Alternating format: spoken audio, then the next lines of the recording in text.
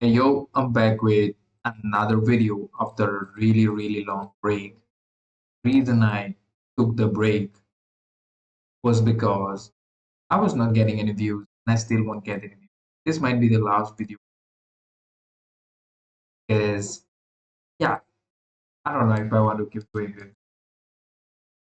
Anyway, let's start today's video. This is going to be a prediction video for 2022. Um, JDM versus Makachev, and of course, Valentina is going to fight against Zhang Weili. And I'll be predicting the winner of some of the fights, not all, because I do not know a lot of these fighters. I'm gonna start with Kershaw for Shashev versus Matthias Camilo. I have no idea who fought any of these two fighters, but I know Kershaw has lost a lot of his fights. So I'm gonna go with Camilo to win this one because he seems to have more wins compared to Kershaw. Paisangur Susurkaev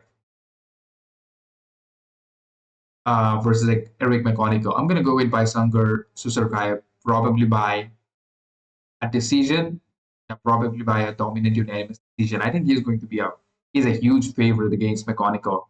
And I'm gonna go with Susurgaev. He's really young. He's only 24 years old. McConico is 35. He's really old. Susurgaev is going to be bigger than McConico. And he trains with Hamzat Shimaev. So he's training with the champ currently. And he has a really good kickboxing background. And he also has good wrestling, good grappling. So I'm going to go with Susurgaev to win this one by either by an unanimous decision or maybe a finish. Angela Hill versus Fatima Klein. Probably Fatima Klein. I don't know. I don't know who to pick in this.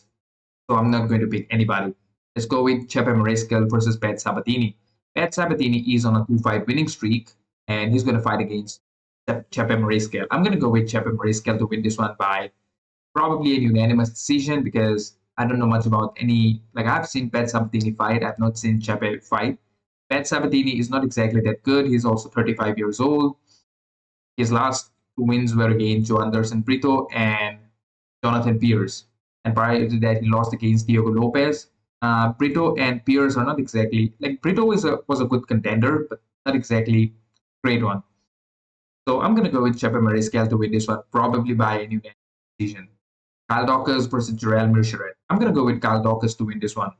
Jarrell Mercheret, he's had 50 fights, and out of those 50, 20 were losses.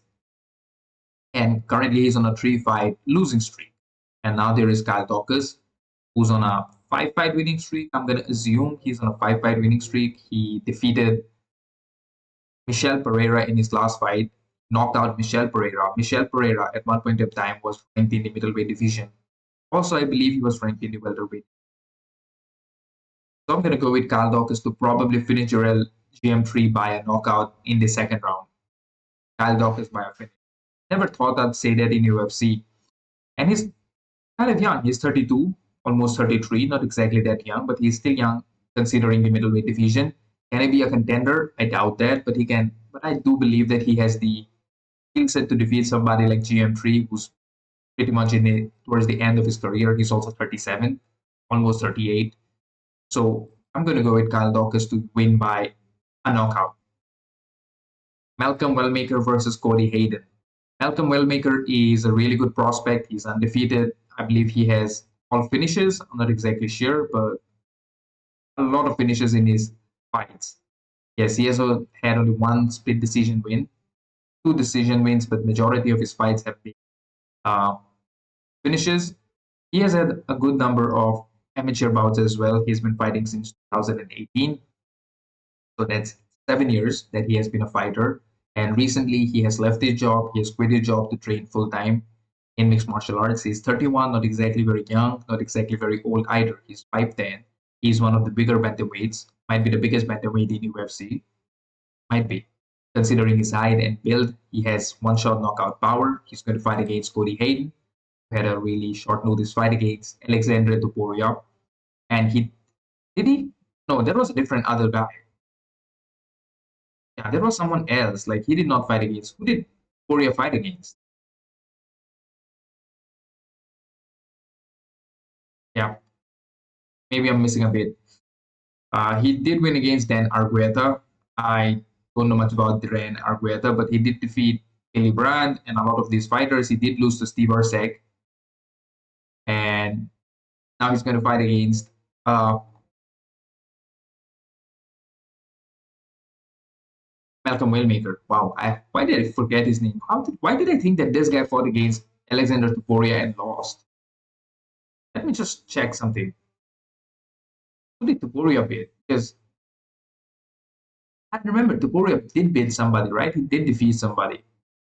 Yeah, that was Kobe Thickness. Oh, yeah, that was Kobe Thickness. Yeah, Cody Hayden, 27 years old, versus Malcolm Wellmaker. I don't know much about Cody Hayden, so I'm not going to pick Cody Hayden. I'm going to pick Malcolm Wellmaker. I believe he has had 2 fights, but then again, he has defeated Chris Moutinho, who was a guy that Shukashin O'Malley could not finish. But Malcolm Wellmaker did it with a knockout. And I believe he has a really good left hand or a right hand, I forgot, but he's a really good fighter. So he's a really good knockout artist. And you cannot really train for power. You either have it, you're born with it, or you just don't. And Malcolm Wellmaker, he has that kind of power. If he touches you, you're going to go down. So I'm going to go with Malcolm Wellmaker to win this one, probably by a knockout. Erin Blanchfield versus Tracy Cortez. I'm not going to pick a winner. Most probably Blanchfield, because she seems to be the number 3 rank, whereas Cortez is number 10. And Blanchfield has had more, the quality of opponents that Erin Blanchfield has faced in UFC are much better compared to Tracy Cortez. And they both have 2 losses in their career, but Blanchfield probably lost against Benoit Saint whereas Tracy Cortez probably lost against a lot of other fighters. She's only 26. That is very young. Like, even by women's MMA or men's MMA, she's really young. Tracy is 31, not exactly super old. But still, I'm going to go with Erin Blanchfield to win this one, probably by unanimous decision. Roman Kopylov versus Gregory Rodriguez. Interesting fight. Gregory Rodriguez in his last fight ended Jack Hermanson, sent Jack Hermanson to the Shadow Realm. Jack Hermanson almost went. That was a little too violent for anybody. Like, everybody who was watching that fight, they thought that Robocop went a little too violent on Jack Hermanson. He made sure that Jack Hermanson does not survive that one. He's going to fight against Roman Kopylov. Roman Kopylov is a really good striker. I believe he's a better striker than Gregory Rodriguez. But Gregory Rodriguez has, that is Robocop, he has more tools in his arsenal. He's a really good grappler, a really good Brazilian Jiu-Jitsu fighter. He's a really big guy. He's 6'3". Kopylov is not exactly 6 feet. He's probably 6'1" or 6'2". He's a tall guy. Kopylov is not a small guy. But in his last fight, he had a lot of trouble adjusting to Paulo Costa. But then again, Paulo Costa, when he's in his element, he's one of the best middleweights. He's a really talented fighter. He did lose to Israel Adesanya, maybe because he was drinking wine the night before that. He was doing a lot of stupid stuff, but Paulo Costa is one of the funniest out there and a really fan favorite. Robocop is a good prospect. He's a contender currently. I believe he's ranked number 10 or number 7 or something, maybe number 10 or 11. He's definitely ranked in the middleweight division. His last loss, who did he lose to? He lost to someone. I think Cannonier. He did lose to Cannonier. He got finished by Cannonier. But then again, Cannonier is an old vet. And he's going to fight against Roman Kopylov. How does Roman Kopylov look? He's older than Gregory Rodriguez and still look young. I'm not talking about this picture. Like, even like when they stand next to each other in the octagon, when they will stand against each other, Robocop looks like he looks like he's 40 years old, probably 40, like at least 40. Maybe he is 40, whatever. I'm going to go with Gregory Rodriguez to win this one, probably by a dominant decision. I think he will use his grappling, his wrestling to defeat Roman Kopylov. He also has power in his hands. That is Rodriguez I'm talking about, Robocop. So there can be a Robocop finish. Like, Robocop might finish Roman Kopylov in some way. So still, I'm going to go with Robocop to win this one by unanimous decision, or maybe a late 3rd round, maybe an early 3rd round, late 2nd round finish. Oh, Nickal, America's golden boy. He was supposed to be the American flag bearer of MMA, flag bearer of American wrestling in MMA, in UFC. Supposed to be the best wrestler in UFC, but he got his ass whooped. The dude got humbled. He ate the humble pie from RDR, Rainier the Reader. But then again, RDR, we really underestimated RDR. Then we saw RDR just breaking down and losing against Brandon Allen. So I guess there is levels to this game, and Nickal is not in that level. He's not even in any level in UFC. He's not UFC ready. He did defeat Paul Craig. He has defeated Cody Brundage. And he can defeat Rodolfo Viera, because I don't know much about Rodolfo Viera. He has only like 14 fights, but he's, I believe, a former world champion Brazilian Jiu-Jitsu black belt, like world champion something. I don't know what he won, but then again, he's a Brazilian Jiu-Jitsu fighter who's 36 years old. He's really old. He's really old. He was born in 1989. Can you imagine? Really old. He lost to Andre Petroski. He has lost to Chris Curtis, Anthony Hernandez. Again, Anthony Hernandez is actually a really good fighter. Chris Curtis is not exactly that good, but he did lose that fight. There is a chance that he might beat the shit out of Nickal. There is still a chance. But I'm going to go with, you know what? I'm not going to pick Nickal to win this one. Like, I picked him against RDR, and he made a fool out of him. Can Nickal Nickal might win against Rodolfo Viera, because then again, I've never seen Rodolfo Viera fight live. So that's another thing that I need to consider. You know what? I'm going to trust one more time in Nickal, because if he loses this one, then I think he's going to leave MMA for good. He's never fighting in UFC if he loses this one. And I believe that he has went back to the drawing board. I believe he has made some changes in his ways of fighting. Maybe he will wrestle in this fight. Grappling wise, I believe Viera has more submissions, but I believe Nickal might be the better controller. He might have more control time, and I believe he might have better boxing compared to Viera. He might just stick on the outside, just like he fought against Paul Craig. I believe he might do the same thing against Viera. So I'm going to go with Nickal to win this one, probably by a boring unanimous decision. Let's move on. Beneil Dariush versus Benoit Saint Denis. I'm going to go with Beneil Dariush on this one. Hear me out, dude. Here's the fucking thing, you guys. Here's the fucking thing. Here's the fucking thing. Beneil Dariush, the poster boy of old guys in MMA, but he's actually not exactly the oldest fighter. I think he's not exactly that old. He's only 36, which is pretty old compared to Saint Denis, who's only 30, who's 29, almost 30 years old. Benoit Saint Denis versus Beneil Dariush. I believe Beneil Dariush will probably win this fight by unanimous decision, just like he did against Renato Moicano. Probably he will do better than Renato Moicano. Like, he will probably do better in this fight compared to the fight he did against Renato Moicano. Because Benoit Saint Denis is completely dependent on his grappling. I don't think Benoit Saint Denis can strike. Like, he can knock you out, but he's defensively might be the worst defensive fighter. He did win against Mauricio Rufy, and the reason he won against Mauricio Rufy is because of his grappling. He did that because his grappling, his pressure was really too much for someone like Rufy, and Rufy's kryptonite is his grappling. Like, we saw that they're not exactly well-rounded fighters. Like, the fighters in the Fighting Nerd team, like, they're not exactly super well-rounded. So, and he defeated Kyle Propolek. That doesn't matter. Kyle Propolek does not deserve to be in UFC. Benoit Saint Denis, I think he will be really aggressive in the first round. He might win the first round, but I believe towards the end of the first round, Beneil Dariush will reverse his takedowns. But then again, can he take down Beneil Dariush? He could not take down Renato Moicano. He got destroyed by Renato Moicano when Moicano took him down and made him look like a nobody in there. Destroyed him with the first 10-7 round. That was supposed to be a 10-7 against Benoit Saint Denis. The first round that Renato Moicano fought against Benoit Saint Denis should have been a 10-7. The first 10-7 in UFC history, in my opinion. I might be wrong. But for Beneil Dariush, I would say, I think Beneil Dariush might win this fight. I think he will do enough to win this fight, just like he did against Mateusz Gamrot. Like, Mateusz Gamrot, he tried to take down Beneil Dariush, but he was really unsuccessful, just like Renato Moicano was trying to take down Beneil Dariush. He was really unsuccessful. I think on the feet, I believe they're both kind of similar. I believe Beneil is probably a bit more technical compared to Benoit Saint Denis. Beneil might be a little bit better when it comes to defense. Again, I'm not exactly sure. Also, Beneil has defeated better quality fighters. Like, he has been in UFC for a really long time. And of course, he has only lost to two guys. That is Arman Tsarukyan and Charles Oliveira, two of the best lightweights currently. Charles Oliveira might be one of the best lightweight fighters of all time. Arman Tsarukyan is going to be in that list. I don't think Arman will become a champion because Ilya and Makachev and all the other fighters. But Arman is still one of the best lightweight, might be the best lightweight currently. We don't know until we see him fight against Ilya Topuria. But look at him. He has defeated Mateusz Gamrot, defeated Diego Ferreira, Tony Ferguson. That was not exactly a great win, but still, he did defeat Renato Moicano. he has only lost to some of the best fighters. I just don't think Benoit Saint Denis is that well rounded. So I'm going to go with Beneil Dariush to win this one, probably by a unanimous decision. All right, let's move on. Okay, this one is a really difficult for me to pick. Leon Edwards versus Carlos Prates. Carlos Prates is kind of like Leon Edwards, but he gets the finish.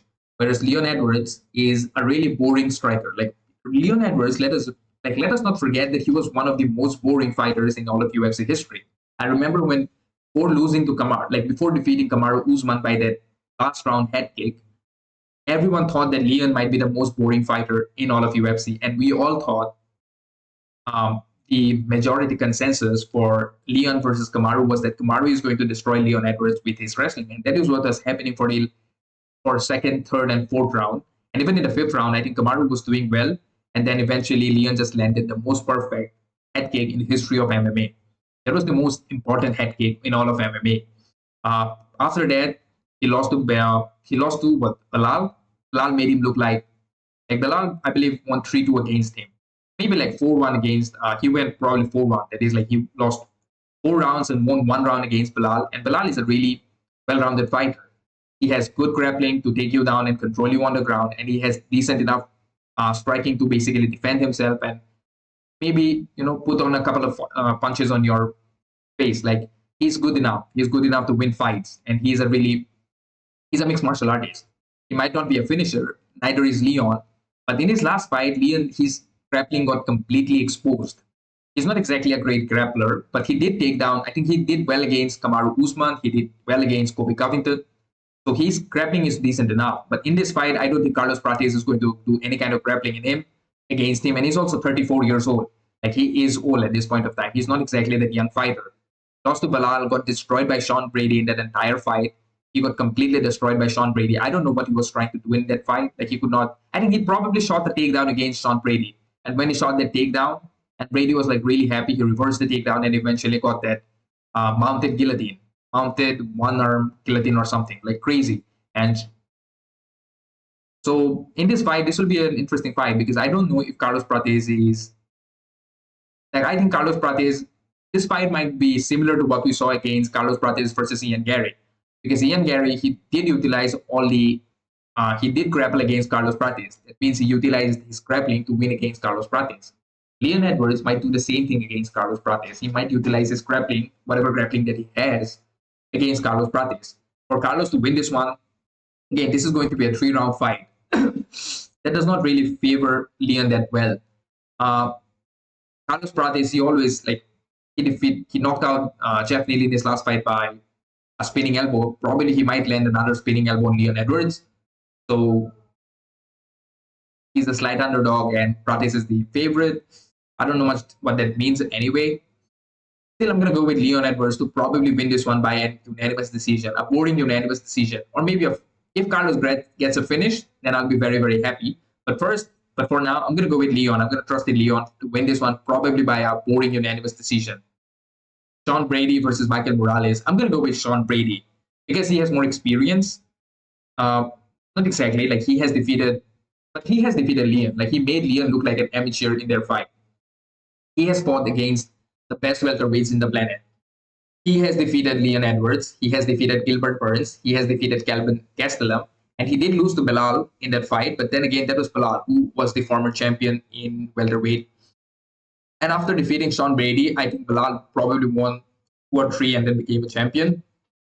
So Bilal is a good fighter. Like Bilal is actually a really good fighter. Prior to that, he defeated Michael Chiesa, Jack Matthews. Ever since Dean Roberts, I believe Dean Edwards. Like what was the name of this guy? Dean Lambert. I forgot.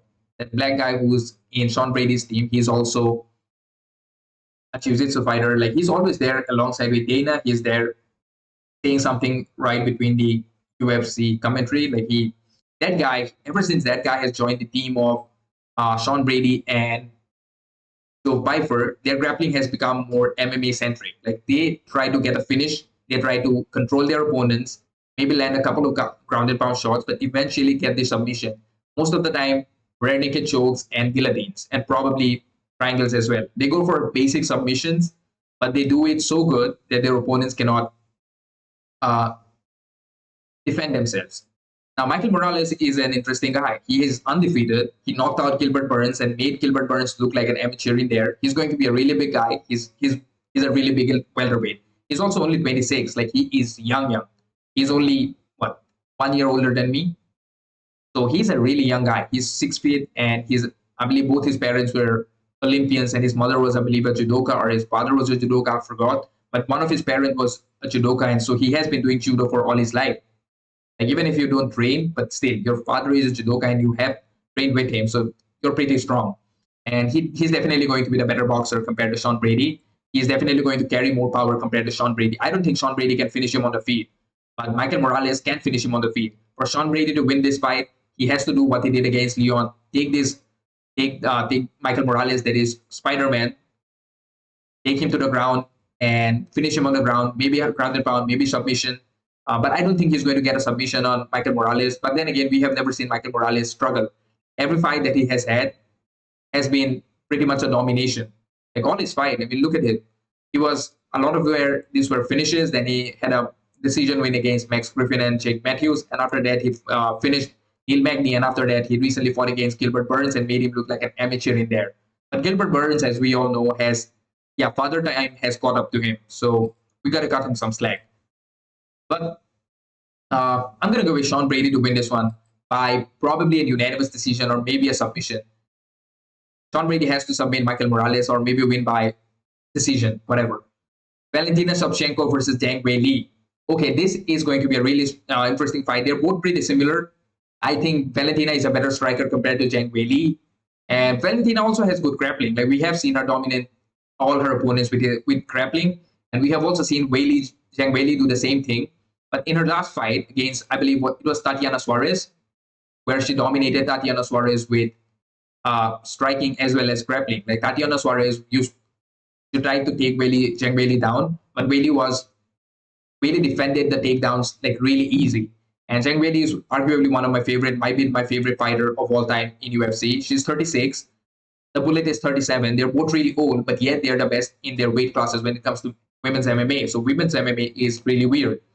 And by the way, Valentina Shevchenko made her debut even before Cain Velasquez, I believe. Yeah, she made her debut before Cain Velasquez. Lyoto Machida, she made her debut before Lyoto Machida.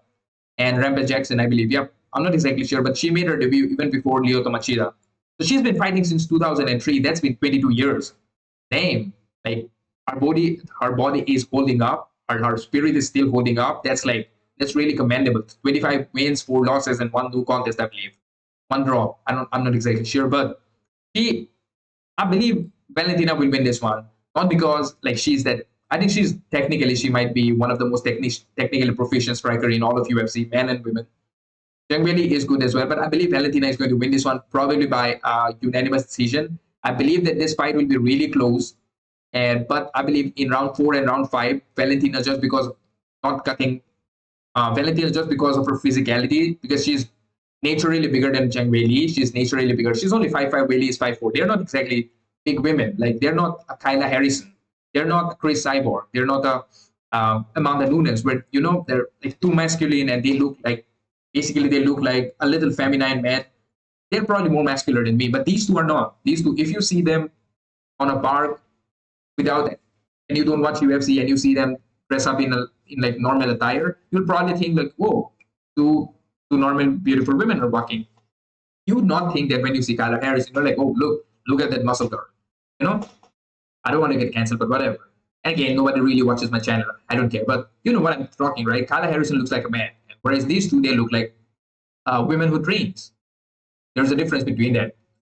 So I'm going to go with Valentina Shevchenko to defeat Zhang Weili because I believe she's technically, I think Valentina might be the better kickboxer. I believe she's better than Weili in almost all the aspects. I believe Zhang Weili might have better cardio. She might have more heart. She has more endurance compared to Valentina. That is where I believe Zhang might be better. But then again, we have not seen Zhang put on extra 10 pounds because she is physically stronger than all her opponents. I don't know if she will be physically stronger than Valentina Shevchenko. So that will be really interesting. But still, I'm going to go with Valentina Shevchenko to win this one, probably by a unanimous decision. I can be wrong. I don't mind if I'm wrong. I like both of them. I think both of them are really good fighters. And this is one fight like where I would be sad if any one of them loses. But I like Zhang Weili a little bit more because she's always funny. She's always entertaining. I'm going to go with Valentina to win this one, probably by a split decision or maybe an unanimous decision, a 3-2 kind of a situation, maybe a split. JDM versus Islam Makachev. JDM might. Jack Della Maddalena, undefeated in UFC, currently on an 18-fight winning streak. Islam Makachev, again, he has only one loss in his entire career. That was against Adriano Martinez, where he got knocked out. JDM is younger than Makachev. I believe JDM might be the first fighter who's younger than Islam Makachev that Makachev is fighting in his UFC career, except for Arman Sarukian, of course. But all the other fighters that Makachev has fought in the last 5 years have all been older than him. Like Poirier was significantly older. Volkanovski is, I believe, older than him. Renato Moicano, again, is older than him. So I believe Jack Della Maddalena might be the only younger fighter that Islam Makachev is fighting. JDM is definitely the better striker. He has better boxing than Makachev. Makachev might have the best kicks in all of UFC. Not exactly. I think Umar has better kicks. Baisangur also has really good kicks. So Makachev has better kicks than JDM. His head kick will be there, but then again, I don't know if he's going to throw that head kick on JDM because JDM is tall. Like he's much taller compared to Volkanovski. I don't think that like kick will be that efficient against JDM. Also, JDM always keeps a high guard. Defensively, JDM is really sound. He does not really take a lot of damage. When he's boxing, he's in and out with his footwork. His good footwork, got a really good jab, and he's got like a power jab. His jab, JDM, like when he hits you with his jabs, he's really good. Also, if the fight goes to the ground, I believe JDM will try to get back up on his feet. And in his last fight against Belal as well, like he eventually in the fourth or fifth round, he did get taken down. But even after getting taken down, even after taking a lot of damage in the fourth round, JDM still came back up and he still got back up on his feet and eventually landed some really good elbows and punches as well on Belal and won the fifth round by a unanimous decision. Like he won that fight by unanimous decision, I believe. I think it was 3-2 or 4-1 against Belal. I'm not exactly sure. I don't remember it, but I did watch that fight, and that was a really, really good fight, really good performance by JDM. And JDM is actually improving with all his fights. I don't think Makachev can do anything to improve at this point of time. He's 34. He's already 34. And he has been training for what? For the last 30 years of his life, maybe 31 years of his life. I'm just going to assume that Makachev has been training for the last 30 years of his life. I don't think there is any other skill that Makachev can improve at this point of time. But having said that, I believe Makachev is going to be a significantly better grappler than Belal. Makachev will go for submissions, whereas Belal never had submissions in his entire career. Belal will never go for submissions.